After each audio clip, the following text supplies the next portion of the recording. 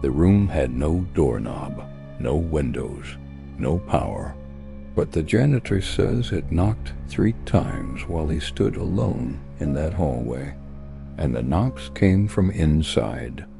I've worked as a school custodian for nearly 20 years, mostly nights. I don't scare easily. You can't, not in this job. The creaks, the shadows, the weird echoes down empty hallways, they become background noise. But what happened during last month's lockdown drill has stuck with me like a splinter in the brain. The school I work at is old. Parts of it were built in the 1950s, patched onto over the decades like Frankenstein's monster. There's one part no one really talks about anymore, the sub-basement wing under the south building. It was shut down long before I started working there. The story goes, back in the 70s, a gas leak down there caused an explosion. No one died, but they sealed off the wing for good, cemented over the stairwell, bricked up the only access door. Maintenance records say it was demolished internally, but I never bought that.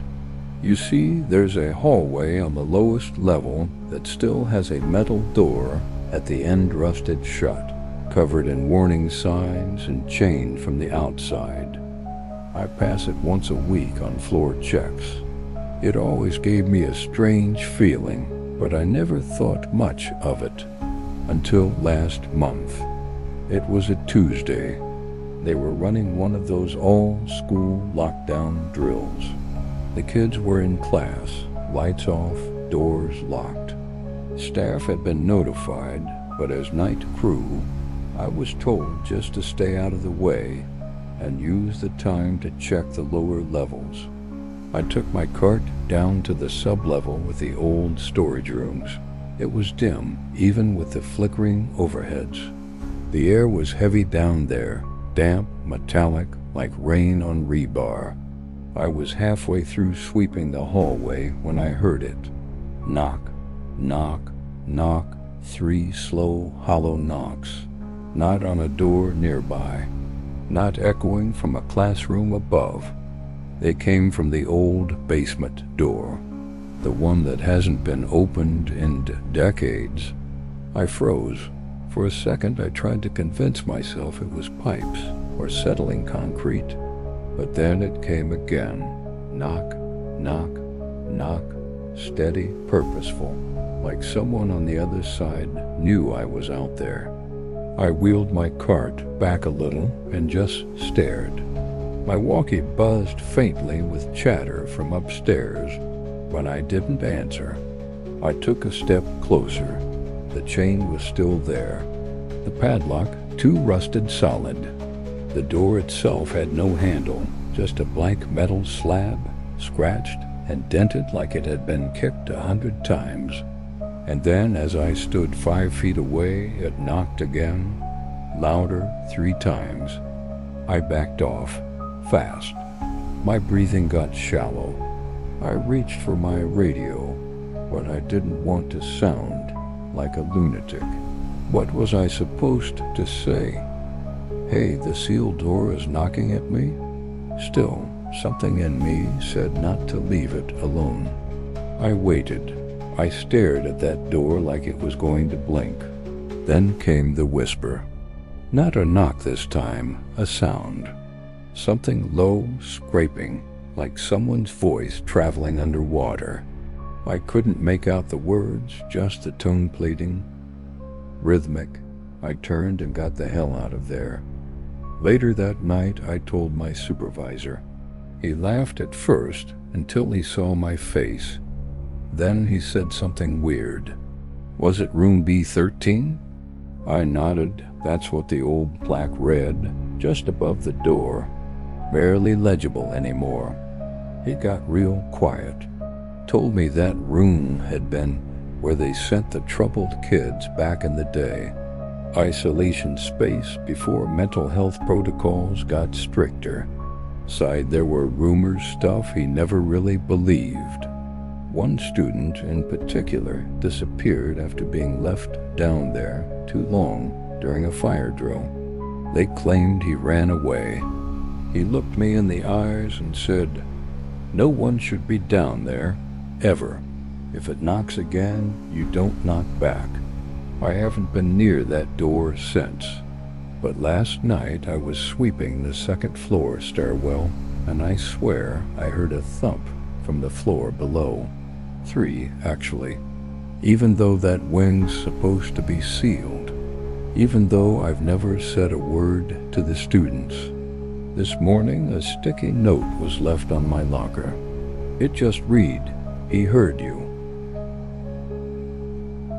They said the intercom was malfunctioning, but the voice on the other end wasn't static. It was naming classrooms, one by one.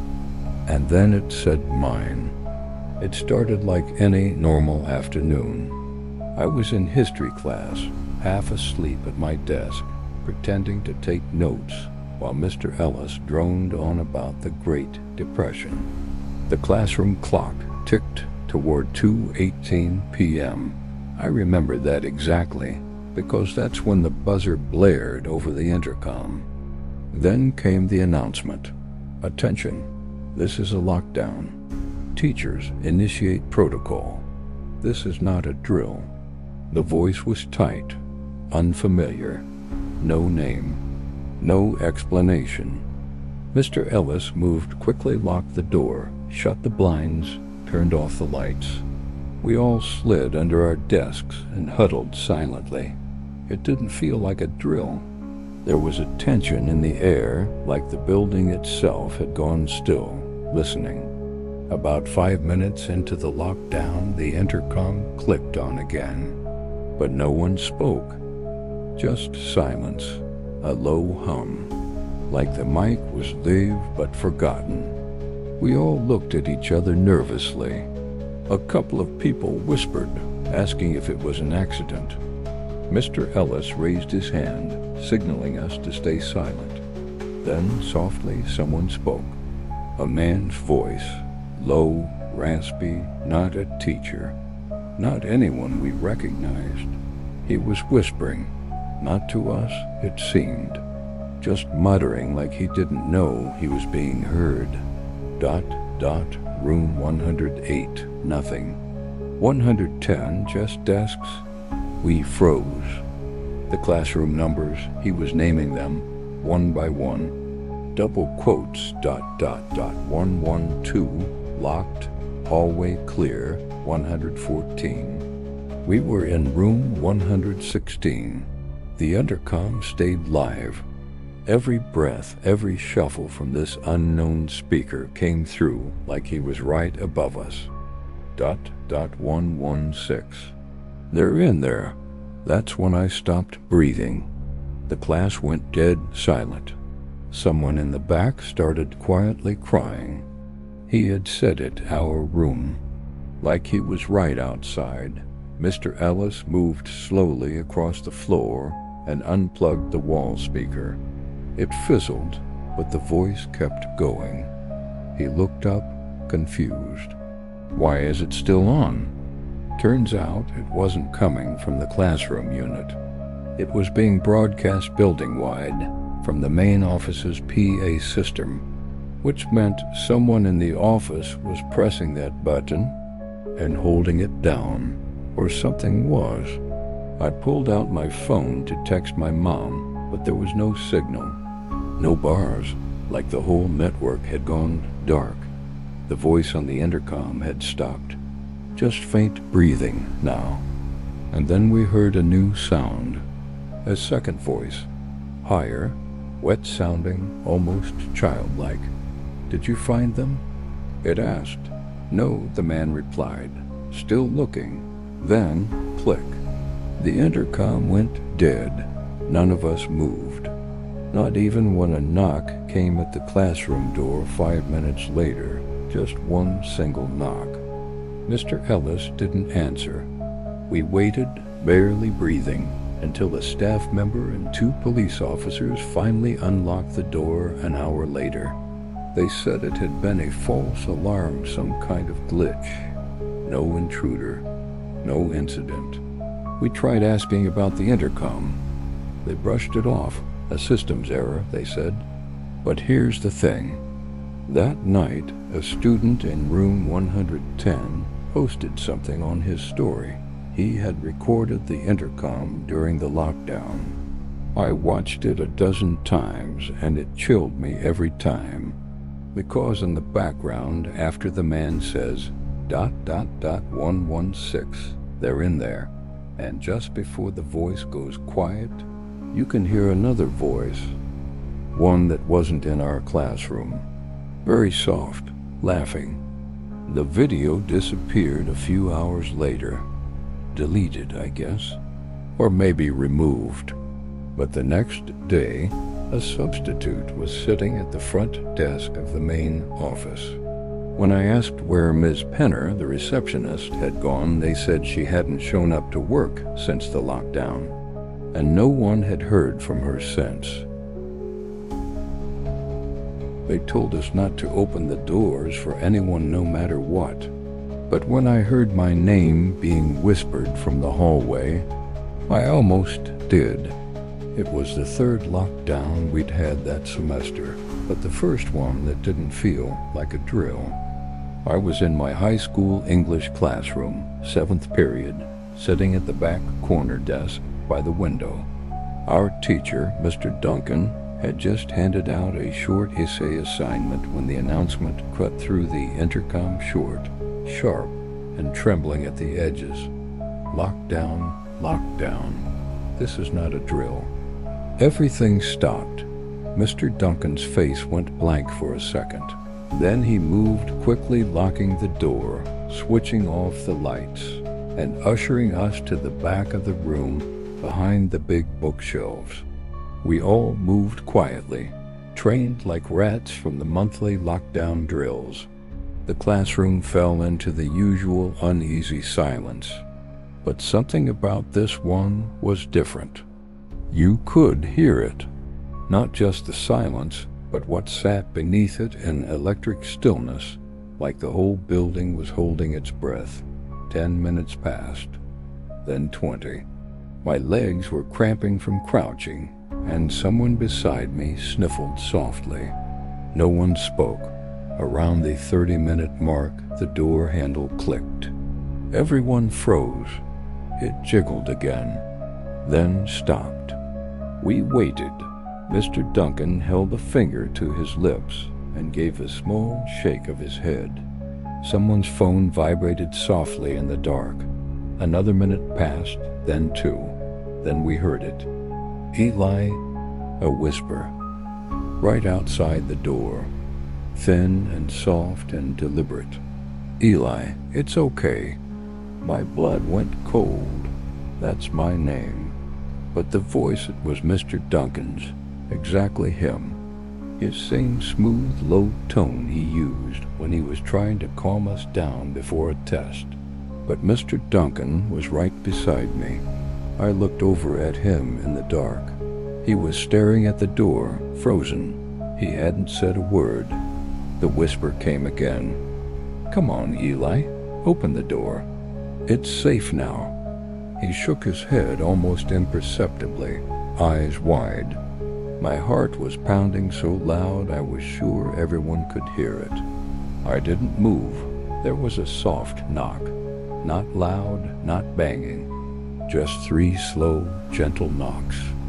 Then silence. No footsteps walking away. No movement. Nothing. We sat there for what felt like another half hour.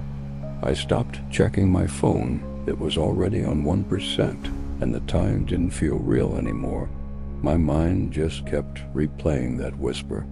Eventually, we heard keys at the door, a metallic rattle, and the knob turned. Mr. Duncan stood up, ready to yell if it wasn't someone official. But it was Principal Weaver, flanked by 2 police officers. The building is clear, she said quietly. You can come out. Everyone stood stiffly, blinking into the hallway lights. The cops herded us into the gym, where other classes were already gathered. No one really knew what had happened. We heard someone say there was a suspicious person spotted on the 3rd floor, but no one had been caught. No one had been hurt, but I couldn't stop thinking about that whisper. Later that evening, I got a call from one of my classmates, Jake, who had been sitting close to me. He asked if I was okay, and I said yeah. Then he asked, "Do you remember what we heard?" He'd heard it too. My name, Mr. Duncan's voice. I told him what I was thinking, that it couldn't have been Mr. Duncan, because he was right there with us. Jake was quiet for a while, then he said, "You know what's weird? That classroom we were in, it used to be Mr. Duncan's old room before they moved him to the new building last year. You remember why they moved him?" I didn't. Some kid had a breakdown during class and attacked him. Real bad. They say the kid was whispering stuff the whole time like voices were telling him to do it. I didn't sleep that night, or the next. But the part that really messed me up happened 3 days later. We were back in school. Everything felt forced, teachers smiling too wide, security walking the halls like mall cops. I went back to that English room for my next class. I tried to forget it, but on the whiteboard, in faint dry erase marker so faint I wouldn't have noticed if I hadn't sat in the back again, there was something scrawled in the corner. Just 2 words. Let me. I didn't tell anyone. But every time I walk by that hallway now, I swear, I hear a whisper, just barely. And it's always my name,